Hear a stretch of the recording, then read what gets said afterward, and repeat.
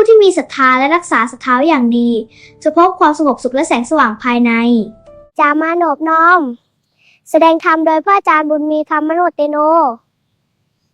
โปรดคณะสงฆ์ครูบาอาจารย์3 เณรแม่ขาวที่วัดสุวรรณประดิษฐ์บ้านนาดีเมืองอาชัยทองก็ฟังธรรมเนาะเพื่อเป็นกติเตือนใจของเราเอาไปเขาน้อมพระรัตนตรัยเนาะนะโมตัสสะภะคะวะโตอะระหะโตสัมมาสัมพุทธัสสะนะโมตัสสะภะคะวะโตอะระหะโตสัมมาสัมพุทธัสสะ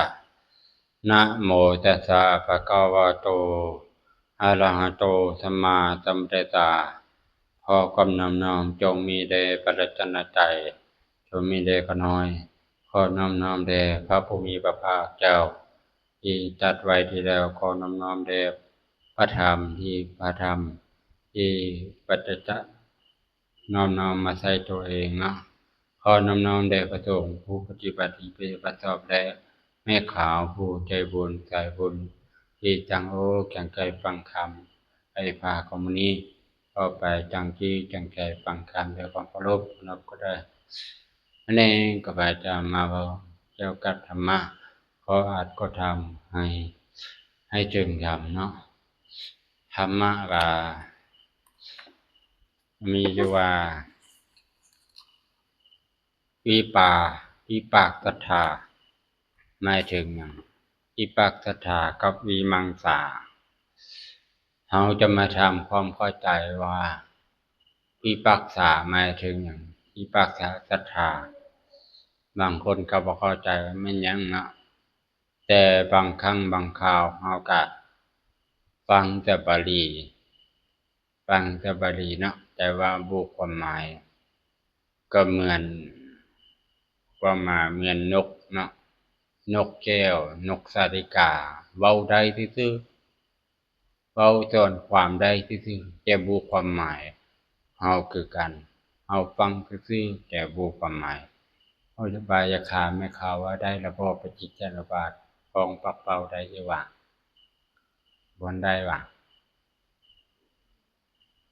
อวิชชาปัจจยสังขาราพอมีสังขารเป็นพอมีอวิชชาเป็นปัจจัยจึงมีสังขารทั้งหลาย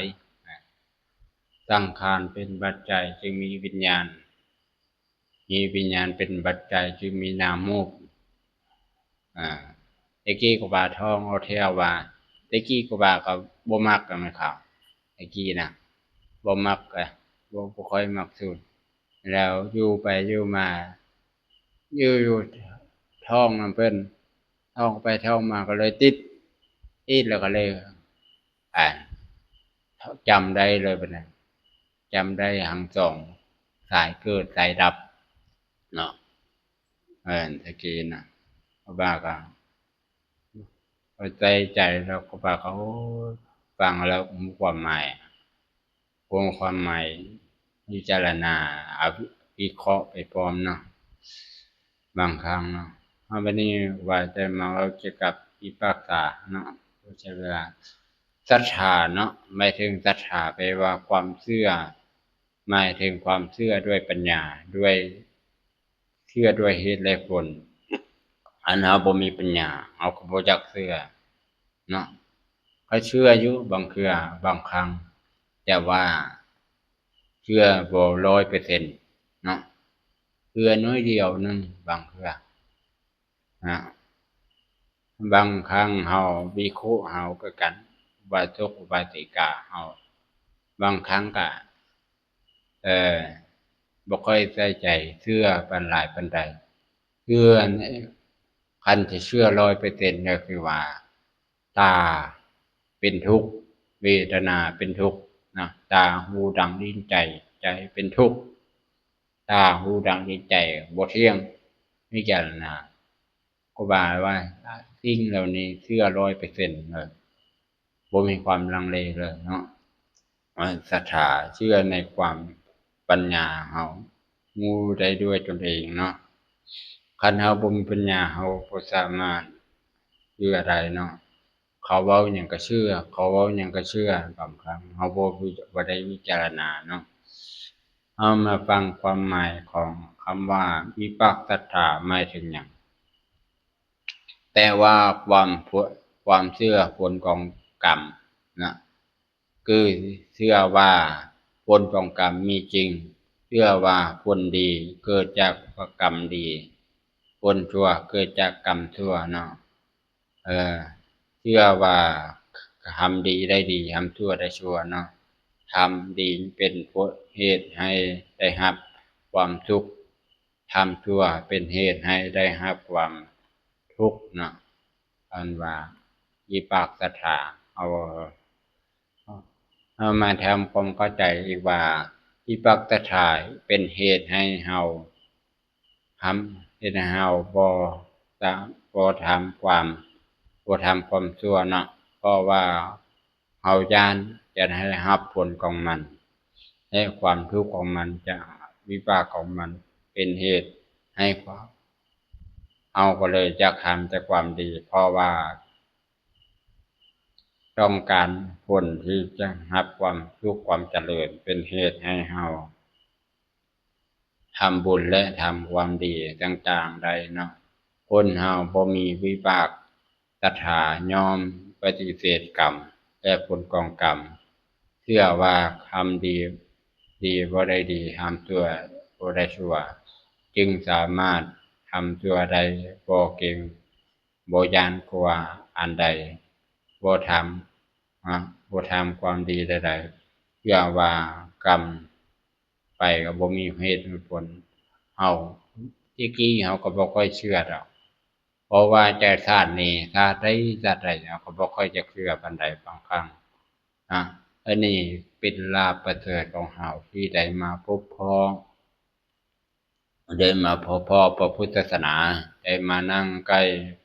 ได้เข้ามาฟังธรรมเป็นลาภประเสริฐของเฮาพระเจ้าว่าลาภของประเสริฐของมนุษย์เฮามี5ประการเนาะ1เฮาได้เกิดเป็นมนุษย์ได้มาพบพ้อได้มานั่งใกล้พบอัตตบุรุษได้นั่งฟังธรรมะของพระพุทธเจ้าเป็นลาภประเสริฐอันที่1 2เฮามาเกิดมาในโลกนี้ได้มานั่งใกล้ได้นั่งฟังธรรมและความเข้าใจในธรรมคำสอนของพระพุทธเจ้าและปฏิบัติอันนี้ก็เป็นลาภประเสริฐของเฮาอันที่2 3เฮาได้นั่งฟังธรรมแล้วได้เข้าใจคำสอนเจ้าแล้วไปปฏิบัติและแล้วเผยแผ่คำสอนเจ้าจงปฏิบัติจงคนกระทำให้ผู้อื่นได้หูได้ฟังนำกันอันนี้ก็เป็นลาภประเสริฐ4เฮาได้เกิดมาเป็นคนแล้วเป็นคนที่หูดีหูชั่วและหูว่าผลกรรมแล้วผลของกรรมมีเอาเชื่อ100%เฮาก็เป็นลาภประเสริฐอีกอย่างหนึ่งเนาะอันนี้คือว่าเป็นธรรมะวิปัสสนาเฮามาฟังความหมายอีกประจุธรรมะข้อที่2เนาะธรรมะข้อที่2นี่ว่าวิมังสาหมายถึงหยังบางคนก็บ่รู้ความหมายว่าวิมังสาแปลว่าหยังเนาะครูบาจะมาเว้าทำความเข้าใจเนาะวิมังสานี่ครูบาไปฟังอยู่ในพระสูตรอยู่ในวิรหัสนัยเนาะเอิ้นว่าจันทาติบาเตยังวิริยาติบาเตยังจิตตาติบาเตยังวิมังสาติบาเตยังนี่ข่าวน่าจะเคยพูดเนาะแต่ว่าวิมังสานี่เอามาทำความเข้าใจเนาะวิมังสาแปลว่าความวิจารณาไตร่ตรองว่าอันใดควรอันใดบ่ควรเนาะอันใดควรคิดและอันใดบ่ควรคิดเนาะเป็นเรื่องของปัญญาในการทำงานเนาะวิมังสานี่เป็นอิทธิบาทนะคือกรรมที่คือธรรมที่เป็นแนวทางไปสู่ความสำเร็จตามประสงค์ลำดับที่4ควรให้เกิดขึ้นจาก จากจิตตะเนาะวิมังสานี้คือการใช้ปัญญาวิจารณาใจจองกัดกรองถึงสิ่งที่ทำดีว่าทำดีควรเราควรทำดีหรือบ่ว่าการใช้ปัญญาทบทวนทบทองเรื่องราวถึงสิ่งที่เราทำไปคือผิดหรือถูกเนาะควรวิจารณาวิธีทำงานให้ถูกต้องอย่างไวว่าย่อมบ่ถึงการย่อมไปถึงการใช้ปัญญาแก้ไขปัญหาและอุปสรรคและที่เกิดขึ้นและปรับเปลี่ยนแผนงานเพื่อให้ได้งานเดินไปสะดวกบ่ทะรุดเป็นต้นที่มังสานี้เปรียบเหมือนผู้ตรวจงานเนาะเลยเป็นที่เหตุให้งานที่สำเร็จออกมาดีเรียบร้อยเป็นมาเอาเข้าใจดีเนาะที่มังสาอุปมาว่าเราจะไปกวดงานเอ็ดอาหารเนาะสมมุติว่าเอ็ดอาหารแกงนัวเรายังบ่ได้ใส่เราก็ได้ใส่พิจารณาหมกเผ็ดเรายังบ่ได้ใส่เราก็ใส่จองแล้วล่ะใส่อย่างเรียบร้อยแล้วก็ชิมเบิ่งยังจางอยู่ก็ใส่เกลือตื้มยังบ่แซ่บก็ตื้มเด็ดอันเครื่องปรุงใส่ให้มันแซ่บคักแล้วเนาะเอาจึงปรุงหม้อจึงจะเอาไปแจกวางพาเข้าก่อนเนาะอันนี้เป็นว่าพิจารณาตรวจดูว่าเบิ่งว่าอาหารนี้เป็นกินบ่อันนั้นบ่เป็นกินเนาะเป็นว่าพิจารณาอันนี้คือว่าวิมังสาเนาะเฮาพิจารณาว่าทุกมื้อนี้เฮาพิจารณาใจจองหยังแด้เฮามีสติหรือบ่ล่ะเนาะเฮายังบ่มีสติเฮาก็ควรมีสติหลายบางครั้ง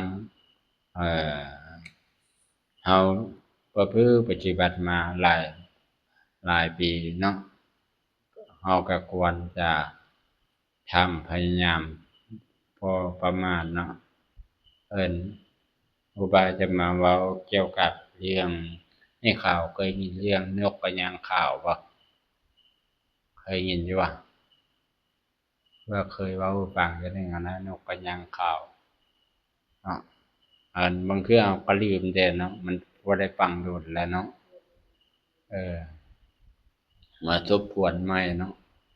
เรื่องนกกระยางขาวก็เป็นเรื่องผลของกรรมเนาะเรื่องผลของกรรมเฮามาทำความเข้าใจว่า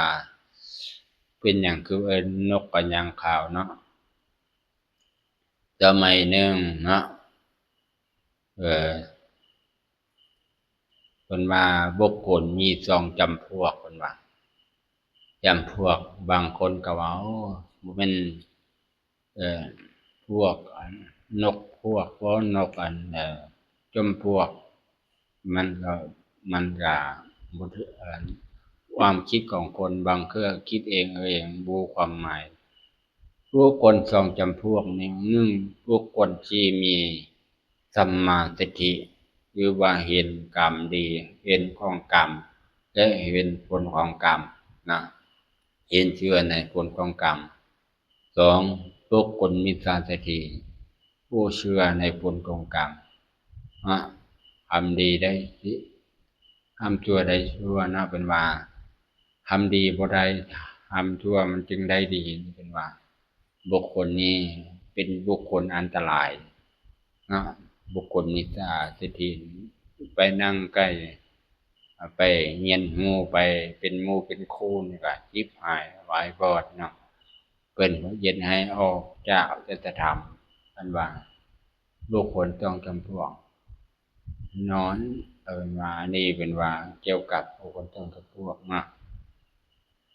เฮามาทำความเข้าใจว่าเป็นหยังคือว่าเอิ้นนกกระยางขาวคือพระอาจารย์เพิ่นสอนเรื่องของพระอินทร์เนาะเรื่องของพระอินทร์มีสหาย32คนนั่นเด้เนาะมีสหาย32คนเป็นหมู่เป็นคู่มีหมู่มีคู่หลายเนาะ เออพากันสร้างสาวัดวาอารามเนาะสร้างสาวัดวาอารามเฮ็ดให้วัดวาอารามงามปูทางเฮ็ดแล้วล่ะพวกมิจฉาทิฐิในบ้านในคปจนี่เห็นพวกคนนี้ดีบ่ได้เนาะเห็นเขาดีแล้วอิจฉาวังเวียดอิจฉาวังเวียดไปปองปราสาทเนาะหมู่สหายอ่ามานพนี่มีเมีย4คนเป็นหยังเพิ่นว่ามีเมีย4คนให้เขาบ่เพิ่นก็บ่คิดว่าเพิ่นจะได้เมีย4คนเด้อนะเพิ่นก็บ่ได้คิดดอกแต่ว่าความเป็นมาว่าควรจะได้เมีย4คนนี้ผู้ผู้ใดเขาไปนั่งใกล้มานพผู้นี้ก็สบายหายร้อนอยู่สุขมีสุขกินข้าวนอนแซ่บผู้ใดนั่งเข้าไปนั่งฟังเสียงม่วนก็เลยมักแล้วก็ได้มานพผู้นี้ก็เลยได้เมีย4คนคืออาจจะมี4คนชื่อว่าหยังรู้บ่นางอุษานางครูบาก็บ่ชื่อเนาะเมีย4คนเนาะ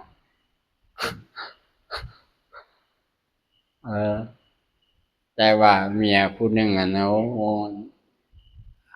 คิดว่าผัวน่ะจักปาดแยดน้ำกับค่อยผัวเอ็ดก็ได้คือกันนั่นล่ะเขาเมื่อกี้เขาก็คิดว่านี่ได้เงินผัวเอ็ดก็ได้เมียเอ็ดก็ได้นะไปวัดไปวานะค่อยเอ็ดก็ได้เจ้าเอ็ดก็ได้ไปวัดไปวาทุกมนต์ผัวเอ็ดก็ได้คือกันคิดอันนี้บ่ตะกี้เนาะคือกันได้ค่อยเอ็ดก็ได้แต่ว่าผู้เอ็ดมันนั่นได้เนาะแต่ว่าเมียผู้นี้มื้อใดก็แต่งหน้าแต่งแต่ปากแต่งแต่คิ้วอาปากขึ้นบ่เข้าวัดก็ว่าเมียทั้ง3คนพาไปวัดก็บ่ไปเนาะเจ้าไปโลดเจ้าไปค่อยก็ได้คือกันบุญนะคิดแบบนี้แต่ว่ามานพผู้นี้ชื่อพระราชาในบ้านจะแจ้งการว่าพวกมานพ32คนนี้เอ็ดผิดก็เลยให้ใจหายไป4สหาย32คนก็เลยจับไปมัดไปลงโทษเนาะก็เลยสร้างให้สร้างเนาะไปเหยียบเนาะสร้างไปเหยียบแต่ว่าพระราชาสั่งหลายโต32โตกำลังไปเหยียบแต่มานพเตือนกจิสหายว่าพวกเจ้าทั้งหลายอย่ากลัวย่านเลยเอาจงเป็นผู้มีเมตตาแผ่เมตตาให้แผ่เมตตาแล้วก็เลยสร้างพวกนั้นน่ะบ่สามารถเหยียบได้เลยนะจะเอาตีนลงก็บ่ลงย่างก็บ่ย่างเลยเพราะว่าเมตตาแห้งเด้แผ่เมตตาถึงให้ทุกทางก็เลยพระราชาก็เลยสงสัยเป็นหยังพวกนั้นมีวิชาอาคมบ่พวก32คนนี่ก็เลยหายไปเอิ้นไปปล่อยเจ้านายมาถามมานพมาถามเบิ่งพวกเจ้าเฮ็ดหยังตัวสร้างคือบ่สามารถทำร้ายพวกเจ้าได้มานพก็เลยเฉลยความเป็นจริงว่าพวกข้าพเจ้า32คนนี้มีเมตตาแผ่เมตตาให้ทุกสร้างก็เลยบ่สามารถทำร้ายเฮาได้เนาะเลยเฮ็ดให้พระราชานี่คนมีศีลมีธรรมแบบนี้ว่าจะโกงคดโกงช่อทรัพย์วัดวังหลวงก็กินเงินประชาชนบ่แม่นคนแบบนี้ว่าจะผิดบ่ผิดศีลธรรมก็เลยปล่อยแล้วก็เลยลงโทษในบ้านผู้นั้นเนาะให้เป็นทาสของมานพปลดให้แจกตังมานพนี่เป็นนายบ้านเป็นผู้นำพาสร้างสาวัดวาอารามเนาะเลยอยู่ต่อมาเนาะอยู่ต่อมาเขาสร้างสาวัดวาอาราม อยู่ไปอยู่มาก็เลยทำบุญคุณงามความดีหลายก็เลยพวกในบ้านนั่นน่ะย่างไปไปสระน้ำพลานโลมตายบางคนถือว่าผ้าตายพวกจำพวกนี้ตายไปก็บางครั้งก็ไปตามเวรตามกรรมเขาเนาะแต่ว่ามนุษย์32 คนนี้ไปเป็นพระอินทร์เป็นเทพธิดาเนาะแต่ว่าเมียทั้ง3 คนไปเป็นเมียพระอินทร์คือเก่าเนาะแต่ว่านางนั้นผู้นั้นไปบ่ได้เนาะไปจะเป็นเกิดเป็นนกกระยางขาวเนาะหากินอยู่ในสระน้ำเนาะจำปากินเลาะตามน้ำแต่พระอินทร์นั้นนะต้องใส่ว่าเมียผู้นั้นนะไปใส่โน่เนาะเมียผู้ที่สี่นี่ซอกเบิ่งซอกไปซอกมาไว้ไปเห็นนกกระยางขาวหากินอยู่สระน้ำก็เลยปลอมตัวมาเป็นนั้นก็นกปลอมตัวมาเป็นนกกระยางผู้ลงมาถามว่านางเจ้าอยากไปสวรรค์บ่หมอยก็อยากไปแล้วกันเจ้าอยากไปก็จะพาเจ้าไปก็เลยพานางนั้นไปฮอดเมืองสวรรค์ก็เลยไปปะไว้อยู่บนวิมานบนหนึ่งเนาะแต่ว่านางนี่ก็อยู่บ่ได้มันร้อนเนาะคนบ่มีศีลมีธรรมร้อนแต่ว่าพระอินทร์ก็เลยไปบอกนางทั้ง3ว่าเมียผู้นั้นมาเลยชื่อไสก็พาไปเห็นแต่นกกระยางแม่ความเป็นมาฮู้บ่นกกระยางผู้คือเว้าค่อยนกกระยางแม่คือเว้าดังแท้เคยยินอยู่ว่าก็ครูบาเคยเว้านึงเป็นหยังนกกระยางผู้คือเว้าค่อยๆเว้าเวลาเว้าน่ะมันจะบ่ดังแฮงคือเจ้าแม่เนาะเจ้าแม่จะเว้าดังแฮงแต่ว่าความเป็นมานะคือว่ามื้อนั้นแม่นเฮือนผู้สาวกินลาบเฒ่าแม่เขากินลาบเฒ่าแล้วก็เลยล้างผู้บ่าวนกกระยางผู้น่ะไปรีอยู่ข้างล่างว่าคิดว่าปล่อยคิดว่าไปขึ้นไปเงียนหาผู้สาวก็เลยเงียนผู้สาวกินลาบเฒ่าก็เลย